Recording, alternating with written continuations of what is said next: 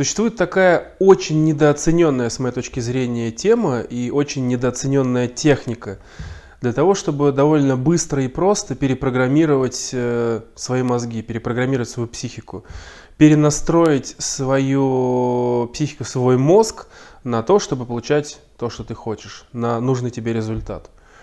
В чем основная сложность? То есть мы, например, прекрасно знаем, чего мы хотим, как мы хотим. Но все наши ограничивающие убеждения, все наши какие-то запреты, все наше критическое мышление, все вот эти вот надстройки логические, они нас ограничивают, они не дают нам получать то, что мы хотим. Хотим Бентли, виллы, лопаты, кэш, любовь белых принцев или принцесс. Искренне хотим, желаем, но стоят: это не для меня, не жили хорошо, не будем начинать. И много-много-много всяких запретов, ограничений, барьеров, стен и так далее. И можно вставать на длительный путь, где я начинаю соединяться с тем, как именно я хочу это, что со мной происходит, я вижу, где есть сопротивление, начинаю как-то работать с точки зрения экологии разума, начинаю прорабатывать взаимоотношения со своим родом и так далее, все это прошивать, легализовывать, интеграция логических уровней и так далее. А есть трюк, как довольно быстро обойти все эти запреты и ограничения. По факту что-то типа читинга, хитрости, как обмануть собственные мозги. Для начала вспомним, что вся информация в нашем мозге, в нашей психике хранится в виде образов, звуков и ощущений. Плюс к этому эта информация каким-то образом в нашем виртуальном пространстве где-то локализована. То есть, когда мы думаем о чем-то, мы свое внимание куда-то, в какую-то точку пространства обращаем. Мы здесь говорим про две техники из НЛП, которые называются субмодальный шаблон и пространственная синестезия. Это довольно как-то навороченно звучит, но на самом деле все предельно просто. Мы говорим про то, как получить доступ к данным нашей психики, данным нашего мозга для того, чтобы с этими данными работать, изменять. То есть вся информация, все интеллектуальные объекты, все, о чем мы думаем, вообще все зашифровано в виде какой-то картинки, ощущений, звуков. И это где-то находится в виртуальном пространстве. То есть мое внимание ассоциирует этот образ с какой-то точкой в пространстве вокруг меня. Соответственно, если относиться ко всему, что в моей жизни есть, или ко всему, о чем я думаю, как к набору информации, который состоит из того, как я это себе представляю, какие у меня по поводу этого ощущения, что я по поводу этого слышу, и где у меня это находится около меня, вокруг меня, в моем виртуальном пространстве, я получаю возможность с этой информацией работать, менять, преобразовывать. Соответственно, если вы что-то хотите, но по какой-то причине не получаете, по какой-то непонятной, неведомой причине что-то в вашу жизнь не приходит, но вы этого страстно хотите, вы можете перекодировать, перепрограммировать этот элемент таким образом, чтобы он в нашей жизни появился. Каким образом это сделать? В чем суть субмодального шаблона? То есть, когда мы говорим про модальности, модальность это как раз наши репрезентативные системы, то есть наш визуальный канал, то, как мы это видим, наши ощущения, эмоциональная реакция, как мы это чувствуем, и звуки, как мы это слышим, плюс размещение в пространстве. Это модальности. А субмодальности это некие тонкие качества.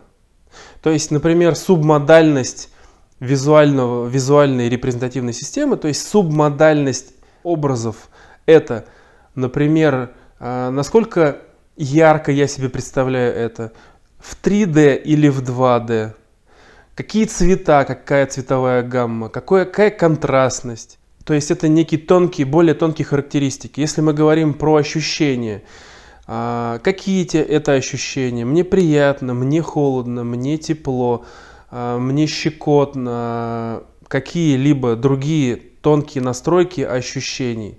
Если мы говорим про звуки, это тихий звук, громкий звук, высокие тона, низкие тона, это речь, это шум моря, это пение птиц. В общем, это какие-то детали. То есть субмодальности — это детали того, как мы воспринимаем, как это закодировано.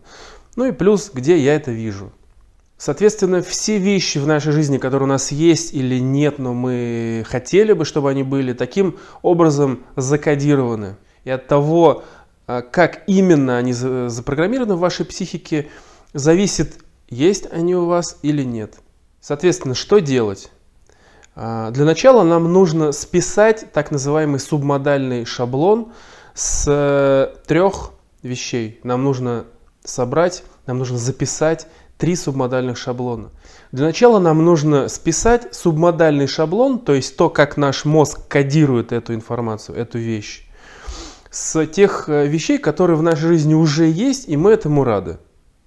Лучше, если вы загадываете какую-то вещь, возьмите для примера 3 вещи, которые в вашей жизни уже есть. Допустим, мобильный телефон, который вам нравится. Аудиосистему, допустим. Ну и кровать с хорошим ортопедическим матрасом. И все эти 3 образа вы должны по характеристикам записать, вот по субмодальностям записать на лист, чтобы потом выяснить, какими элементами ваш мозг кодирует то, что у вас есть и вам нравится.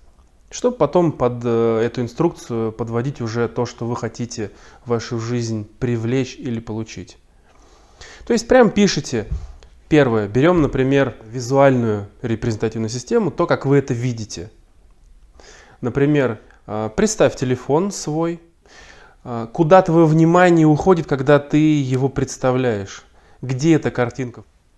Прямо перед глазами, сантиметров 40 есть.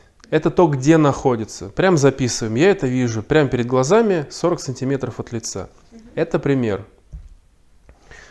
Как ты это видишь? Это картинка плоская или это трехмерный объект? Ты видишь из глаз или как будто ты смотришь на монитор или на экран? Я вижу это как 3D. Я вижу ассоциированно как будто бы из своих глаз. Ярко, контрастно. Как с освещением. Где ты это видишь? Что на фоне? Фон размыт. Четко. Естественный свет. Цветовая гамма, насыщенность.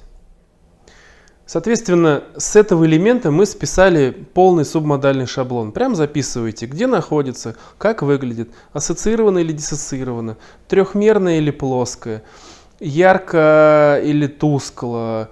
Это искусственное освещение или естественное освещение, что на фоне, насколько фон размыт и так далее. Мы записали все субмодальности нашей картинки.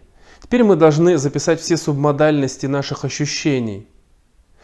Когда ты смотришь на этот телефон, когда ты думаешь о нем, когда ты обращаешь внимание на этот образ, что ты чувствуешь, как ты проживаешь, что у тебя внутри откликается, что рождается, что за ощущения.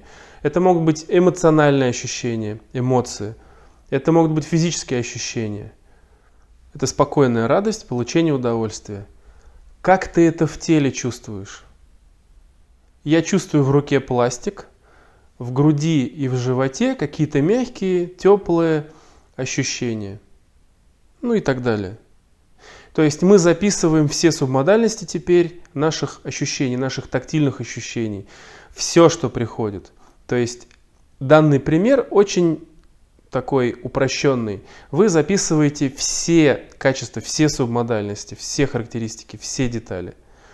Когда мы сопоставим все субмодальности этих 3 элементов, мы увидим ключевые элементы.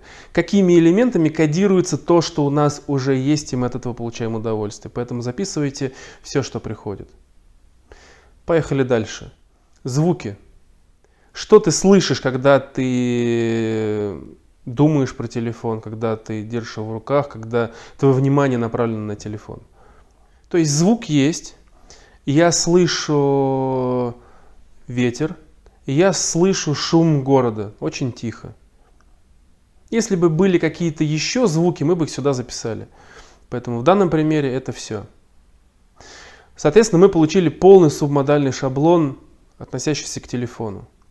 Точно таким же образом мы записываем в субмодальный шаблон все характеристики еще двух элементов. Сейчас мы не будем их проговаривать. Пункт второй. Теперь мы должны списать субмодальный шаблон, то есть характеристики, с тех вещей, к которым мы относимся нейтрально, нормально. Они у нас есть, но мы к ним относимся спокойно. Если бы мы их потеряли, то мы не особо расстроились бы. Легко приобрести, легко потерять и невозможно забыть. Действуем по точно такому же шаблону. То есть, где мы это видим, как мы это видим, что мы ощущаем, какие звуки. Записываем все характеристики. Потом мы смотрим, что их объединяет. И это будет то, каким образом кодируются для нас обычные вещи. И пунктом третьим мы должны описать нашу цель, что мы хотим получить. Что мы хотим получить, но по какой-то причине это не приходит. Может быть, все что угодно. Вещи, дома, путешествия, деньги, виллы, лопаты, люди, отношения, все что угодно. То есть мы о чем-то думаем, даже если мы говорим про отношения, мы каким-то образом это видим, мы каким-то образом к этому относимся, как-то ощущаем, мы каким-то образом это воспринимаем на звук. Мы берем нашу цель и максимально подробно расписываем, как мы это воспринимаем, то есть куда улетает наше внимание. Думаю я, например, про яхту. И мое внимание уносится куда-то за километры от меня. Это явно не 40 сантиметров перед лицом. Это куда-то километры. Это совершенно другие звуки, это совершенно другой эмоциональный отклик. И воспринимается это все совершенно по-другому. Как вы, наверное, уже поняли, нам нужно кодирование нашей цели подвести к тому, как закодированы вещи, которые у нас уже есть, и мы к этому хорошо относимся. Но делать мы будем это не сразу, делать мы будем это через средний вариант. Через вариант, что это в моей жизни есть, я к этому нормально отношусь, нейтрально. Как это делать? Для начала мы берем локацию. В принципе, если хотите, если вам будет комфортнее, вы можете начинать с любой репрезентативной системы, но самый простой способ начинать именно с местоположения. Например, представляете вашу цель, представляете то, что вы хотите, представляете то, что вы хотите получить, и куда улетает ваше внимание. Допустим, вы хотите получить машину. Вы представляете машину, ту, которую вы хотите, и ваше внимание улетает куда-то. Допустим, в нашем примере внимание улетело куда-то далеко, за километр, и выше, и правее. А субмодальный шаблон нейтральной цели, нейтральные вещи находится перед нами, перед глазами в 2 метрах. Поэтому мы берем образ, эту синестезию нашей машины, можно прям представить, что мы руками берем, и тащим на уровень глаз, перед глазами в 2 метрах от себя. То есть так, как мы воспринимали нейтральную вещь. Пока мы тащили сюда этот образ, вполне может быть, что он начал меняться и по другим модальностям. Вполне может быть, что наше отношение, наш отклик внутренний начал меняться к этой машине. Вполне может быть, что начали меняться краски, какие-то визуальные характеристики и как мы это воспринимали на звук. Это не важно. Нам главное все характеристики изменить так, чтобы они соответствовали нейтральной цели, нейтральному объекту. Соответственно, мы ставим нашу машину перед глазами в 2 метрах и начинаем менять яркость так, как мы видели нейтральную цель. Мы начинаем менять, исходя из того, ассоциированно мы из глаз смотрим или смотрим как будто бы на плоский экран. Какие цвета были на этой картинке, начинаем подкрашивать, менять. Это похоже на цветокоррекцию в фотошопе. Насколько у нас был размытый фон, было ли движение, есть ли у нашей картинки рамки и так далее. То есть подводим все характеристики нашей цели под шаблон нейтрального объекта. Потом смотрим на наш отклик, как мы к этому относились. И точно так же меняем наш отклик, то есть какие были ощущения в теле. Я теперь делаю, я меняю свои ощущения, я же могу, например, почувствовать там в груди и в животе, что у меня стало по-другому. Я могу почувствовать, что у меня там легкое волнение, вдохновение пришло и так далее. То есть я корректирую свой внутренний отклик, я корректирую свои эмоциональные, физические, тактильные реакции по то, что должно соответствовать нейтральному объекту. Ну и, соответственно, последнее, корректируем звук. Что я слышал, когда я смотрел на нейтральный объект. Я все это дело меняю. Мы изменили все параметры нашей цели, начали по-другому к этому относиться. И теперь мы нашу цель из нейтрального положения должны перевести в то, как мы воспринимали вещь, которая в нашей жизни уже есть, и мы к этому хорошо относимся. Расстояние где-то 40 сантиметров перед глазами, в нашем примере с телефоном. Это спокойные, радостные, воодушевленные такие эмоции. Это ощущения в теле, в районе груди и живота, такие мягкие, теплые физические ощущения и тактильные ощущения в руке. Корректируем звуки, соответственно, какие бы звуки не были у нас на нейтральной позиции, мы теперь включаем звук, мы начинаем слышать звук ветра и фоновый звук шумящего города. Все. Теперь расслабляем наши мозги, мы отпускаем данную картинку и смотрим, что с ней происходит. Если она осталась на этом месте, я вас поздравляю, вы изменили субмодальный шаблон этого объекта. Вы своим мозгам объяснили, что вы хотите иметь и получать от этого удовольствие. Вы запрограммировали свою психику на то, чтобы это появилось в вашей жизни. Если же вдруг ваша картинка, после того, как вы ее отпустили, куда-то ушла в другое место, это говорит о том, что есть некие силы, есть некое сопротивление, есть что-то, что все-таки мешает тому, чтобы это в вашу жизнь попало. Попробуйте еще раз. Может быть, стоит еще раз списать уже более конкретно, может быть, с каких-то других примеров, субмодальные шаблоны той вещи, которая у меня есть, я к этому хорошо отношусь. Нейтральные вещи, она у меня есть, но мне все равно, есть она или нет. И искомые вещи, может быть, скорректировать, проделать это еще раз. То есть мы говорим о том, что критерием качественно проделанной работы будет являться то, что наш образ искомый, образ нашей цели находится там, где находятся все вещи, закодированные как мои вещи, которые у меня уже есть, и я от этого счастлив, доволен, мне хорошо от того, что у меня они есть. Вот. Если вы добились именно такого результата, все, можете расслабить свои мозги, думать о чем угодно и наблюдать, каким образом психика теперь реализует этот программный код. То есть, по факту, наши мозги делают реальностью то, что запрограммировано в нашей психике. И если мы таким образом заменили объекты, если мы таким образом перепрограммировали наше отношение к объекту, вне зависимости от того, что наше критическое мышление по этому поводу думает, мы просто расслабляемся и смотрим, каким образом наша психика дает нам результат. Вот такой трюк, такой лайфхак, такой психохакинг, если хотите.